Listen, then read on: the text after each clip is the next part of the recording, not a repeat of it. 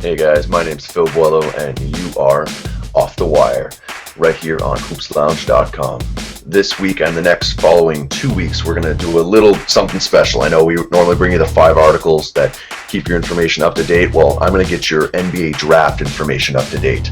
So we're going to go through, I broke it down into 3 separate groups. The first group that we're going to be covering today are the guards. So these are the guys who can play the 1 and the 2 and definitely can't slide over to the 3, unless you're playing some ridiculous small ball. The other group next week is going to be the wing players. So these are your Andrew Wiggins, Jabari Parkers. These are your guys who can play a bit of 2, mostly some 3, maybe some small ball 4. And then the last week we're going to go into our bigs. That's where Joel Embiid, Randall, and guys like that are going to fall into.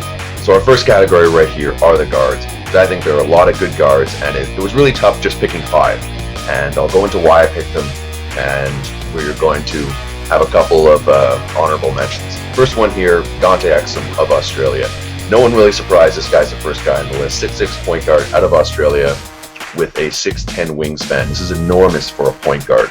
Been watching a lot of his combines and a lot of his highlight videos rather. And he's an excellent slasher, good playmaker. His shot, his passing, he's kind of a diamond in the rough. He still has a lot of polish to get to his game. My question personally is, can he be a true point guard? To me, he comes across as a 2 guard, which is fine. But if you're drafting him as a 2, like a Brandon Roy type player with more speed, I get it. Just don't. I think I have problems if he's your number 1 point guard.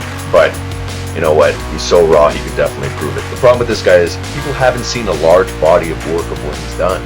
So these little workouts with the private teams are going to be huge to where he lands. I've heard of this guy going all the way up to number 2, and I've heard of him sliding down to 6.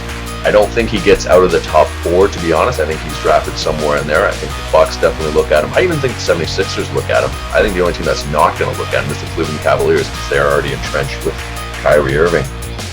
So the second guard here, one of my favorites, Marcus Smart out of Oklahoma State. This guy reminds me of, I want to say, a poor man's Dwayne Wade, but in a lot of ways he's just as creative. His ability to attack the basket, very strong, long 6'9" wingspan. He's a menace, and on the offense and defensive side, extreme competitor. Yeah, he's a little hot-headed, as we saw with the incident with how he pushed the fan. But you know what? There's been other guys. I don't think he's on the Lance Stevenson type of, off the rocker kind of intelligence or personality. So I think this guy can make it happen. His shot definitely needs some work. He doesn't square up. His shot's really ugly, to be honest. But he's a strong guy. I think he's an intelligent guy who works hard, and you put him with a shooting coach on top of his ability, he just has to calm down a bit. He needs to be on a team that he can't just bully everyone around on his own team, because he has all the skills, to me, to be the top point guard in this draft. But it's going to be his personality. I think that we'll see if he can put it all together. So Marcus Smart, big name to look out for. Third guy here, one of my favorites, not on everyone's list, but Zach LaVine out of UCLA. Ever since the Russell Westbrook type player has become so popular as coming in as a point guard, 2 guard, we're seeing these guys come out, especially out of the UCLA system. This guy's 6'6", 1A1, 6'9" wingspan, can play the 1 or the 2. Kind of like Exum. I think he's a little bit more of a 2, but he has a ball handling of a 1.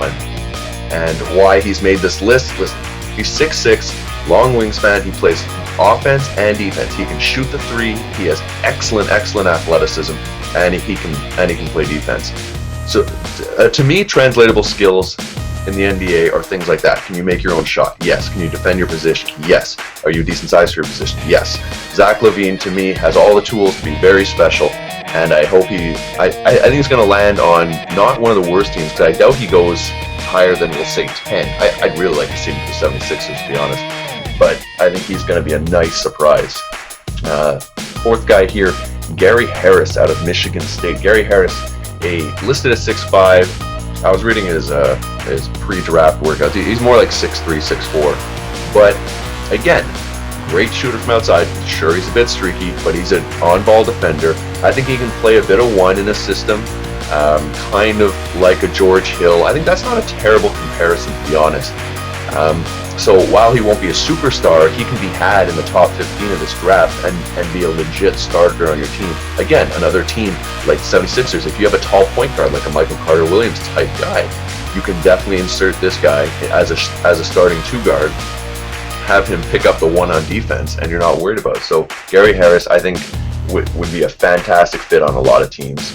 And the 5th is Canadian-born Tyler Ennis. So listed 6'3", I think he's a bit closer to 6'2", with a 6'7" wingspan. Not enormous, but it is big. I mean, which basically one is that 5-inch difference between the height and your wingspan. For those people who don't know, your wingspan on normal people is about the same as your height. So on NBA players, they tend to have massive wingspans, and this is another example. So Tyler Ennis, while he's not the tallest or the fastest or most athletic, he is much better at all that than you think. He is actually pretty athletic, and what really differentiates him is he is a point guard. He is the one point guard in this draft who is definitely, like, he's not a 2, he's a 1. His skills, as we see here, are court vision, ball handling. He's a true leader. Now, do I want him being a top 2 player on my team? Maybe not. But if he's my 3rd or 4th best player, I'm pretty happy. I have no problem this guy running the show. So if you put him with a couple star players who are already established or building themselves, I think he's a great leader. I think he's a great floor general and more. 2 guys, just before I let you go, that I want to give a shout out to. One, Elfrid Payton, who I think has a lot of potential. People are comparing him to his namesake Gary Payton. I don't know if that comparison's justified yet. I think he's got to prove himself a little bit more before that. But Elfrid Payton, I think he has a chance to sneak in definitely the top 20. There's no way he gets past the Raptors. Raptors would swoop him up in a second. But I think he has a chance to jump past a couple of these guys I've just mentioned. I mean, I know some of you guys wouldn't be so surprised with some other guys like Harris and Levine. Those guys are going to be special. I think it's going to be this is a really deep guard draft, and I don't think anyone should be surprised if they get shuffled up depending on needs. And 7th guy there, Mr. Nick Stauskas out of Michigan. Got to give him a shout out. He didn't make this list to me because I have trouble seeing him as a starter because of his defense. I'm big on if you're going to make my list, you have to play offense and defense. And while he's improving, he's an improved ball handler, I still think he's more of a situational guy for now. I'd love to be proved wrong, but for now, this is what I'm sticking with. So thank you for joining me for another episode of Off the Wire. You can catch all my work here on hoopslounge.com, and anytime you want to catch up with me on Twitter, it's @SportingPhil. I'd love to talk ball. All right, we'll catch you next time. Off the Wire.